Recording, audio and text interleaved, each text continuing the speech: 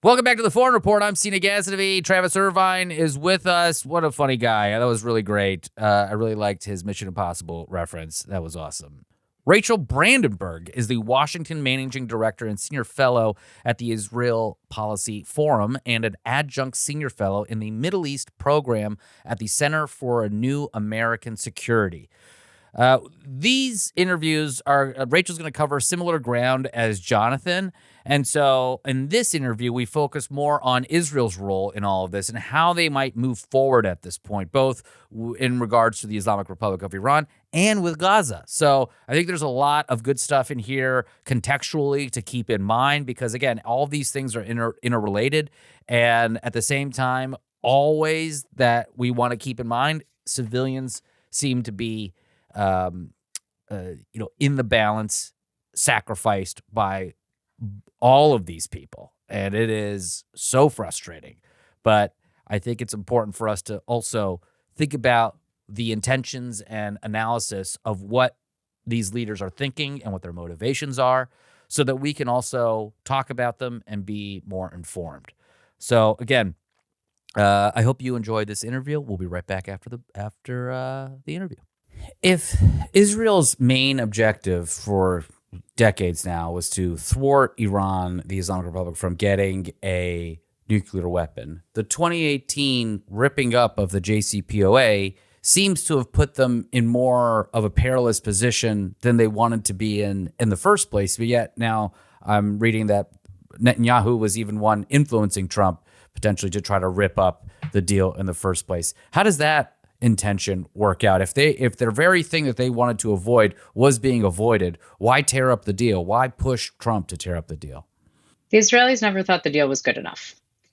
And there's still a lot that we don't know about President Trump, but I think during his first administration, there was even more that we didn't know. I personally never thought it was a good idea to rip up the JCPOA and walk away, but we have seen the Israelis for years now trying to convince the US that now is the time to strike Iran militarily, and that the only way Iran's nuclear program can be taken out is through at least some element of force. So that campaign didn't begin with President Trump's first administration. It started before President Trump's second administration. That predates President Trump entirely. And from pretty much day one of the second Trump administration, the Israelis have been urging President Trump to strike. He, until last week, has been saying, no, no, no, no, no. I want to try diplomacy. President Trump does not seem to be somebody who likes wars. And I genuinely think he set out with hopes of achieving a deal that would stave off a war and stave off Israeli strikes. He obviously failed in that respect and now kind of has a second chance. But I don't think that we can assume that the Israelis are going to sort of now let Trump do whatever he wants. They are going to have their red lines that they want him to adhere to also. It just strikes me as I think the biggest critique of the JCPOA was that the proxies were still going to be in power for the Islamic Republic, that it didn't really do anything. It actually funded a lot of them. As an Iranian American, in the diaspora, we're very much against the regime, but there's a good contingent of us, and I think a lot of us, that would not want foreign actors meddling and trying to spur regime change. That seemed to be the other subtext to this attack as well, when they were striking oil refineries and industrial facilities. And again, that I've never seen that spur internal revolution against a regime like that. I don't know if there's history that I'm not seeing or reading here, but from what I'm gathering, it just angered a lot of Iranians because it technically is their money that built those things in the first place. That's also where they work for the most part. I mean, the regime is bankrupting their populace, but at the same time, what motivation would they have to have a revolution now when so many of their pieces of infrastructure have been destroyed? Sure. I mean, you can speak to Iranian popular motivation more than I can, I think, but it'll be a question of whether the regime, who, as you said, so many Iranians don't support. They've been terrible to the Iranian people the same way they've funded proxies to hurt others, in particular Israel and the United States. Does this reflect weakness on the part of the regime? Does this give any additional boost to moderates who want to try and sort of begin popular revolutions again? So far, this regime has squashed prior revolutions. I'm totally with you. I don't think any external effort for regime change was going to be successful. And there are examples, just not good ones, where foreign powers have taken out leaders. And see if I can do the math.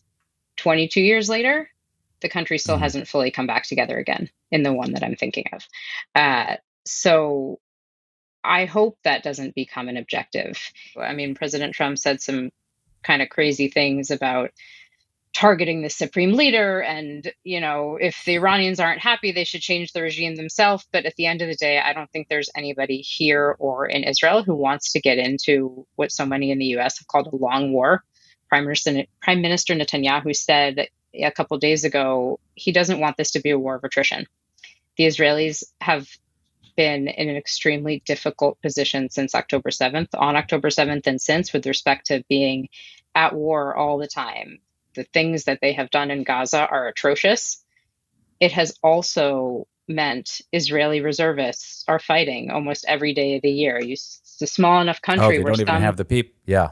right, some can literally drop their kids off at school, go to Gaza for the day, be in uniform, be a soldier, do whatever they need to do in the operation, and come home in the evening for dinner. It is crazy. They are still living in a very much sort of, and Israelis will say, an October 8th type environment. And until the war in Gaza is over and until the hostages are brought home, it's going to be really hard to move past that.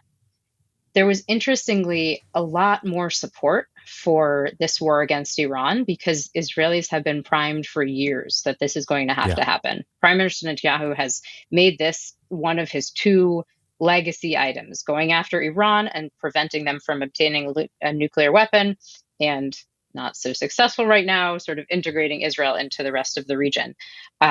So there's been this sense in Israel that, partially because the operations were relatively successful and because this was hopefully the last battle that they were going to have to fight against Iran, that they can handle the pain, at least for some amount of time.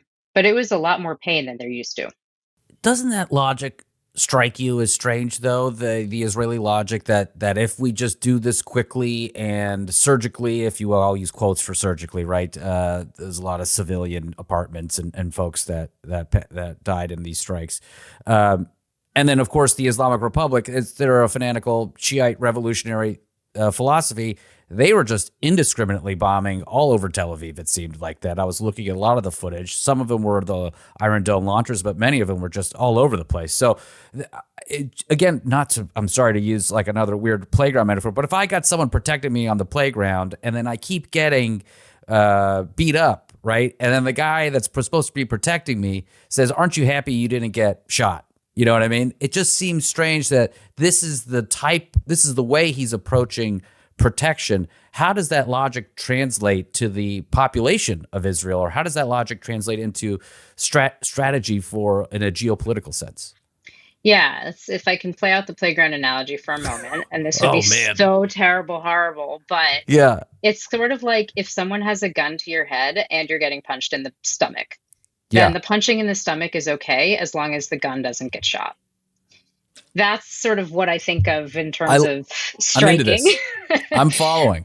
Yeah. The thing I like to think about more is the regional geopolitics and the strategy. And I think for Israel, over the last year, beginning with their war against Hezbollah, they have experienced a series of pretty successful military operations. Yeah. No one ever imagined that they would be able to strike in Iran and effectively achieve air superiority as quickly as they did without Iran's proxies coming after them from their borders, and that they didn't. But to me, the more difficult thing and the more important thing is the strategic steps that require diplomacy. There are opportunities almost all around Israel, in Lebanon, in Syria. Iran's more difficult. The Saudis have their own calculus, but there's this tremendous opportunity if Prime Minister Netanyahu is willing to take a risk to really reset the region. And in my mind, those strategic decisions and mostly diplomatic engagements would solidify what they've been able to gain and what they've been able to change through military means. But it is a far more difficult set of options or of steps than a military campaign. I mean, these normalization things that are happening, is it because Israel is a nuclear power that everyone seems to be falling in line. Because one thing I'm also noticing is that if you're a nuclear power in the world, you don't really have to listen to anybody else. The international laws kind of are suggestions, but they seem to be that is the real difference maker when it comes to the analysis and the play by play that's happening. Is that a read that you're seeing as well? I see it differently. I don't think it's because Israel's a nuclear power. I think it's because Israel has genuinely been able to achieve tremendous technological and economical and, Mm. other non-military developments that other countries have sought after. Their defense tech, their startup industry have been sought after by countries around the world. And for a long time, Israel kind of had to leapfrog over their neighborhood. That changed a bit with the Abraham Accords, where suddenly they were Hmm. able to work directly with the UAE. There's all this talk of change with the Saudis if and when normalization ever happens. I was consulting pre October 7th, and in the weeks before that, we got so many inquiries from clients who were interested in what does a Saudi Israel normalization deal mean for me? Because there Mm. was so much confidence that that was the direction it was moving toward. And similar to the UAE Israel normalization being at least talked about as having a ton of economic potential, some of it came through, some of it didn't, some of it was halted after October 7th. Um, but Saudi's a much bigger market, and it is the leader of the Islamic world. So the potential for that relationship is tremendous. I think also Israel has shown that it's not afraid to use military force. And for a country like Syria, I personally think Israel's gone a bit too far militarily, but they have seemed to realize that in the past few weeks. And we Mm. saw, I've lost track of time after these past 12 days, but maybe a month ago that there was talk of Azerbaijan facilitating deconfliction talks between Israel and Turkey related to Syria. Then there was talk of the UAE facilitating conversations between Israel and Syria. So there does seem to be some understanding that they can't just strike in Syria and hope to achieve a quiet border. They can't just hope Syria remains unstable and Israel remains safe. I think also post October 7th, Israel's sense of its own security has fundamentally changed in that they will not, I won't say never again because, the arc of history seems to be Yeah. cyclical, but for a very long time, will Israel be careful not to let any potential threats as close to their border? They now feel that they need to push back threats as far as possible, and the buffer zone between them and those threats needs to be wider than possible. I think we've seen this in Lebanon, where although the ceasefire called for Israeli withdrawal, they've kept 5 sites and outposts. And there's at some point, maybe they'll withdraw those outposts, but for now, they're there. In Syria, after Assad fell, not only did they go and take out all of the Syrian army assets that they could, like through airstrikes, but they also set up outposts along the Syrian border inside Syrian territory that they're holding for now. So the sense that they're going to want to retain as much of a buffer zone as possible in reaction to October 7th, I think will be a very real consideration for them moving forward.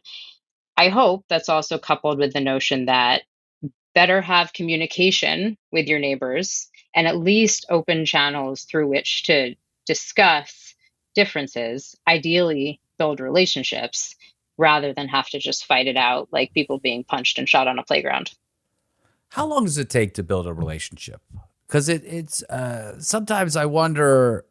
It's not like you can just text my bad to another country.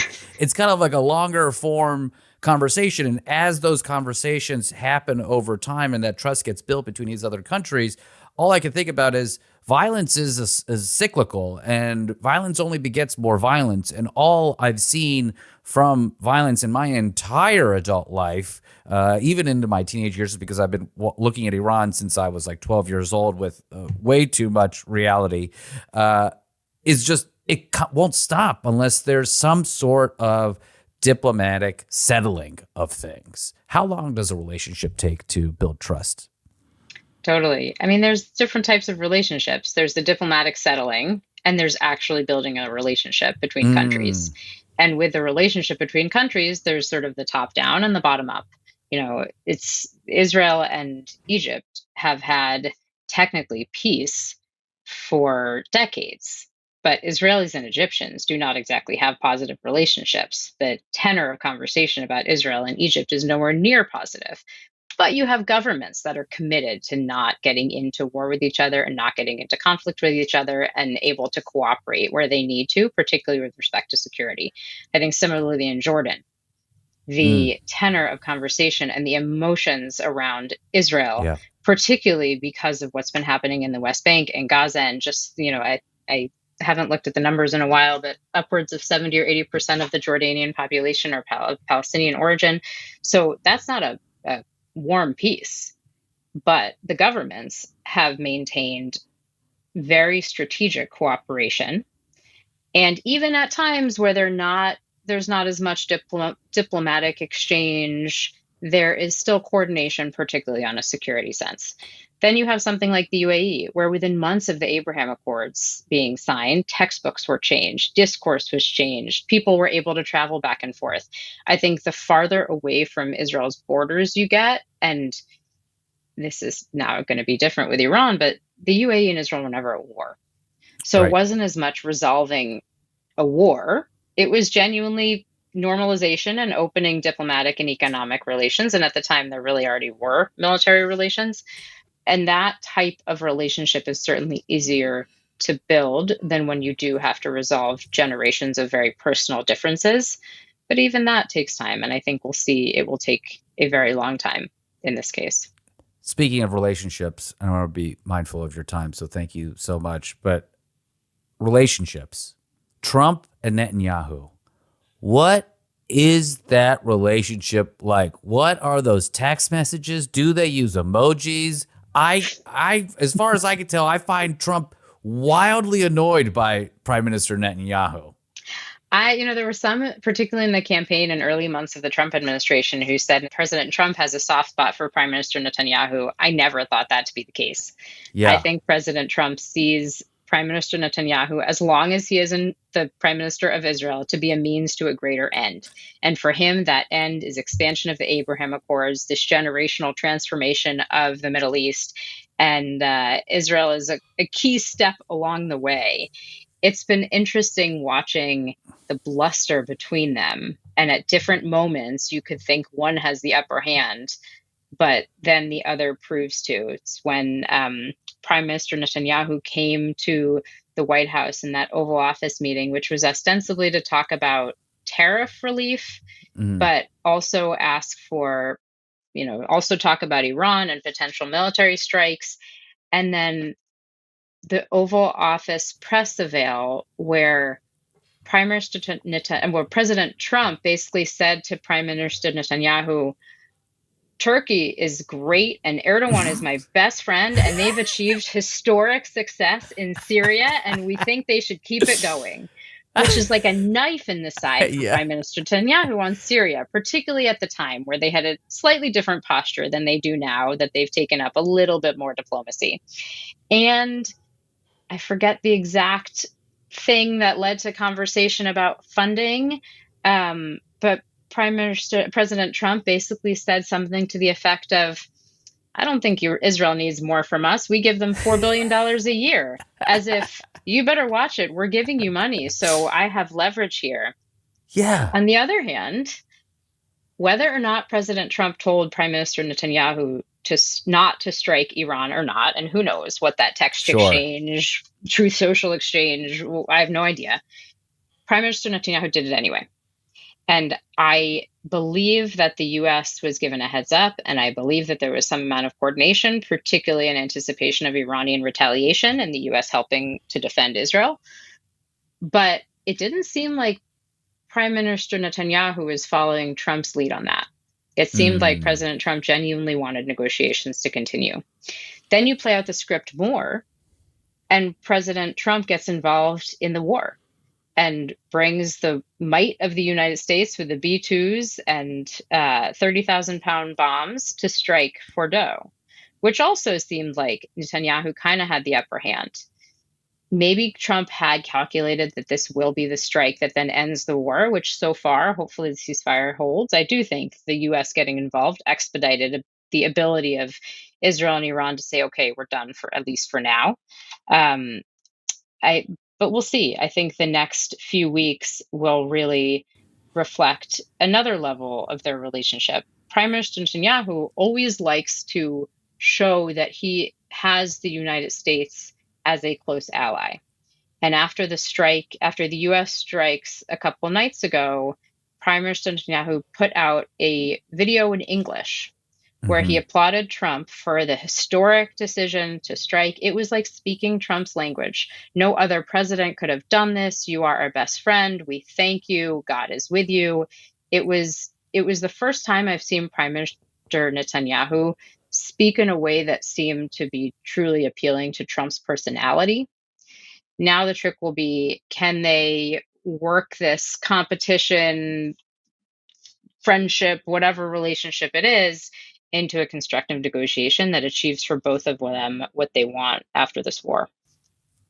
So then, final question: then, how does all of this affect what's happening in Gaza? I mean, we're still seeing food aid. Civilians are still getting killed over there. What's the path forward now? Could there be a more of a resolution here? What do you think? This too will depend on Netanyahu's calculus. I think we'll have to see in the coming days. Does he ride the victory of war with Iran enough that he's willing to take the political risk of saying he is going to end the war in Gaza, or does he double down? The coalition he has currently includes the extreme elements of his government who would like to resettle Gaza, who Hmm. have threatened to walk away if the war ends. And it will be up to Prime Minister Netanyahu whether he's willing to take that risk. There are also members of the opposition who have said, if you do dissolve your coalition, we will be there and we will be with you as long as you're willing to change your policies.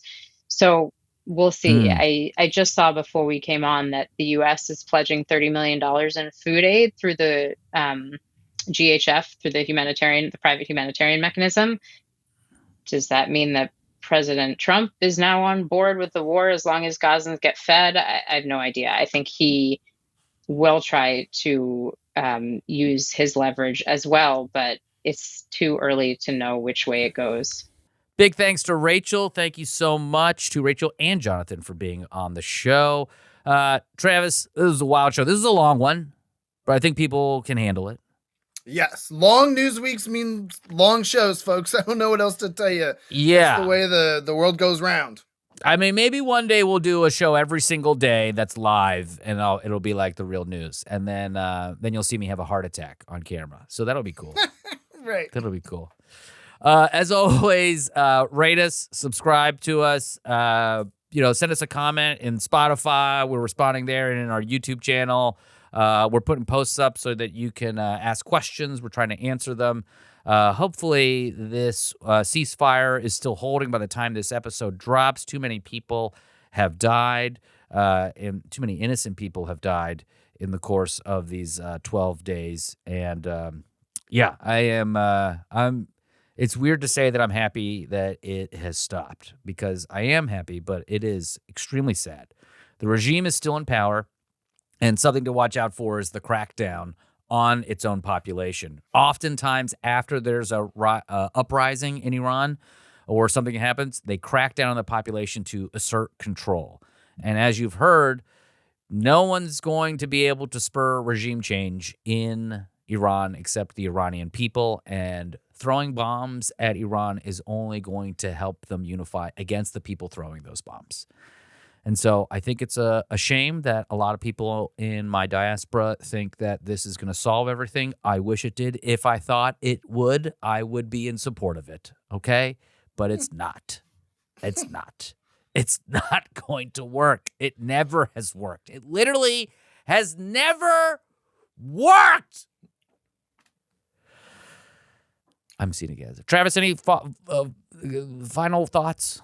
I'm just thinking, with all the doublespeak we've been hearing, that maybe when you're saying it's never worked, it's going to work this time.